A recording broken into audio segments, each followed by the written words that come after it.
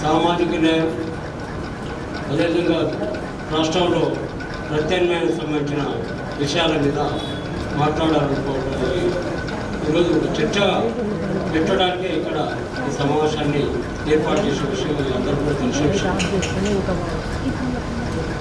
కానీ రెండు విషయాలు చిన్న విషయాలు కావు. ఒకటి పార్టీ అనేది తర్వాత దాని గురించి చర్చించిన సామాజిక సంబంధించిన సామాజిక తెలంగాణ సంబంధించిన సాధించుకోవాలన్నా సామాజికంగా అందరికీ సమాన హక్కులు మేము ఎంతమందో మాకు అంత వాటా దక్కాలంటే వారి అన్ని రంగాల్లో రాజకీయ రంగాల్లో కావచ్చు, విద్యలో కావచ్చు, ఉద్యోగాల్లో కావచ్చు, పారిశ్రామికలు కావచ్చు, వ్యవసాయాలు కావచ్చు, అన్ని రంగాల్లో కూడా మరి వారి వాటా దక్కాలి. అందులో మహిళలకు కూడా వారి వాటా వాళ్ళకి దక్కాలి. అంటే మరి ఇవన్నీ దక్కాలంటే మరి ఎవరి నుంచి సాధ్యమవుతుంది?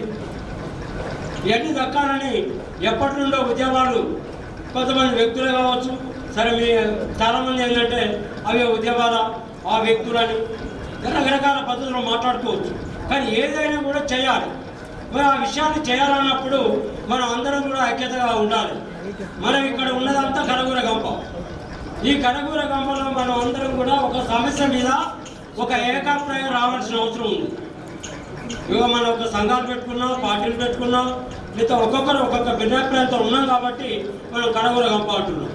మరి ఈ కనగూర గంపని ఏకం చేయడానికి ఒక సెంటర్ పాయింట్ కావాలి. ఆ సెంటర్ పాయింటే సామాజిక న్యాయం. సామాజిక న్యాయం అంటే మేమందరం అంటే అందరికీ కూడా అందరి సమాన హక్కులు కల్పించే పరిస్థితి రావాలి. ఆ కల్పించే పరిస్థితి రావాలంటే అది గుడ్డిగా వచ్చే పరిస్థితి కాదు. అది ఒక ఉద్యమాల ద్వారా రావడానికే సాధ్యమైంది తప్ప ఇవాళ ఎవరో ఒక దయాదాక్షిణ్యంతో వచ్చే పరిస్థితి కూడా కాదు. ఇప్పుడున్న పాలక వర్గాలు లేకపోతే ఇప్పుడు కేంద్రాల్లో కానీ రాష్ట్రాల్లో ఉన్న ఈ ప్రభుత్వాలు చేస్తాయని మనం కలగనటం వల్ల మనం భ్రమపడుతున్నాం. ఎందుకంటే గతంలో ఎన్నికల ముందు చాలామంది చాలా మాట్లాడుతూ ఉంటారు. అంటే ఆ విషయాలన్నీ కూడా మనకు వర్తించేసి అంటే ఇది మన సమస్యలన్నీ వీళ్ళు అధికారం పెట్టిన తర్వాత ఈ సమస్య పరిష్కారం అవుతుంది అనే పద్ధతిలో చెప్పడం అనేది జరుగుతూ ఉంటుంది. కానీ వాస్తవానికి ఏ ఎన్నికైనా ప్రజలకి వ్యతిరేకంగా ఏమైనా నినాదాలు ఇచ్చారా? ఏమి ఇయ్యారు కదా. కానీ మరి ఆచరణలో ఏమైనా చేశారా?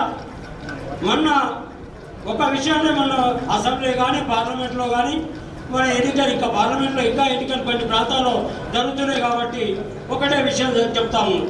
సరే, ఒకటి హిందుత్వ పద్ధతిలో ఒక పార్టీ పోతుంది, లేకపోతే ఆ హిందుత్వం కూడా మన వ్యతిరేకం అంటున్నారు కూడా కొంతమంది ఉంటారు.